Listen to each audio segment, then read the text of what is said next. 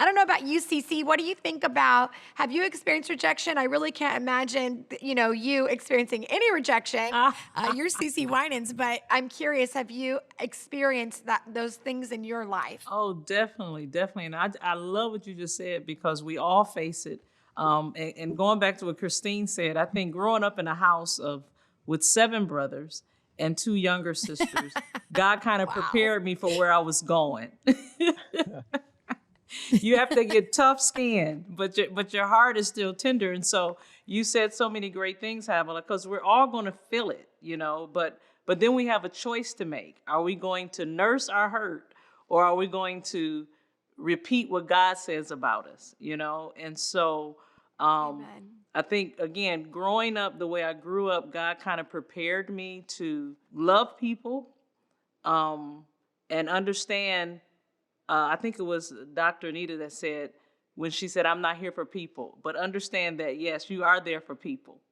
You're on assignment by God for people, and you want to be. I want to be loved by people. I want people to feel my love, and even though, and I think we all as ministers, we go in to minister, and sometimes we leave out. Most of the time, we leave out because God has ministered to us. We go in thinking Yeah. we have the answer, and you feel the love of God's people and the prayers of God's. I love God's church, and so anytime you're ready to love, then you're vulnerable. You're going to feel the hurt. You're going to feel the pain. Anytime you go through something you don't feel no pain, something's wrong. But that's why we go to Jesus. So I know where to go to stop that pain, or should I say to stop my thoughts from going off, you know. And that is, we have to take our pain, we have to be honest and say, ooh, that hurt. That hurt, because nobody wants to be misunderstood, nobody wants to be rejected. But at the same time, the love of God is stronger than any rejection if we allow the love of God to come in and minister to our hearts. I think we mess up when we don't admit that we've been hurt, Yeah. or that I we do feel too. rejected. But feeling something and allowing that feeling to drive you are two different things. Yeah, I'm curious. My dad had significant rejection and abandonment. His father was a congressman, and when my grandmother got pregnant with twins, my grandfather gave her pills to abort the babies. They ended up being institutionalized their whole life from 9 years old on. He never lived at home, even though his father was a Supreme Court Justice of New York State for 4 terms.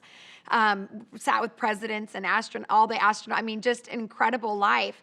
But I remember as an adult starting to feel like I was experiencing rejection, and I wondered if it was generational, that maybe the abandonment and rejection was a generational thing. And I'm wondering, Dr. Anita, is that true? Can it follow us, whether it's from our family? Is there really a lineage of rejection and abandonment that we have to go after? Sometimes there is. You're going to have a combination of personality. So some people are naturally more relational, more extroverted, and as a result, a little bit more vulnerable to the pain of rejection being very deep. And it's okay for us to have different personalities. 100%. I'm not saying that's unhealthy, but it is a difference, right? So then that vulnerability can increase the amount of pain you experience when there's a rejection. But emotional environments do pass down through generations because we learn from our parents and our environment how to react emotionally when a rejection happens, whether we allow ourselves to be vulnerable or invulnerable, and the posture that can be taken on when an emotional environment hasn't been safe can then continue to be communicated from generation to generation. So it really is both, and that's something that we have to pay attention to. It really is both. I think about rejection, and we all have been. Like, if everybody watching this show today, and I know certainly all of us, we've all experienced it. And if what Dr. Anita just said, those extroverted, outgoing people, we're going to feel it more. Well, that would be me. So yes, and the pain of rejection is real. But it's the what do you do next, I guess, that I just want to throw out there. So it's like, so Jesus, we know, felt the sting of rejection, and he still stayed focused on the mission that God called him to do, and he didn't do it with a bitter heart. And for me, I found myself a few years ago when I experienced that real sting of betrayal from someone who had been close, because that's obviously where there's more pain, that I found myself getting bitter.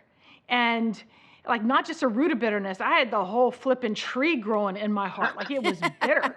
And I knew that if I didn't do something about that, I was going to become this bitter old woman, and I didn't want to be her. So rather than, just trying to sugarcoat it, I acknowledged the sting and the pain of that rejection. I spent some time talking with a counselor so that I didn't carry that into my future. Because I think that's what happens with people, is that they get rejected, and then they slowly but surely start to wall off their heart. They start to build walls, and they don't let people in anymore. And then we're not actually fulfilling the mission that God has us here, which, only part of my purpose is in me, the rest is in other people. Because we're supposed to do it together, right? We're in this together. Right. And so if I wall myself off from people, then I'll never fulfill what I'm here to do. And I found myself wanting to do that, and I'm the big extrovert.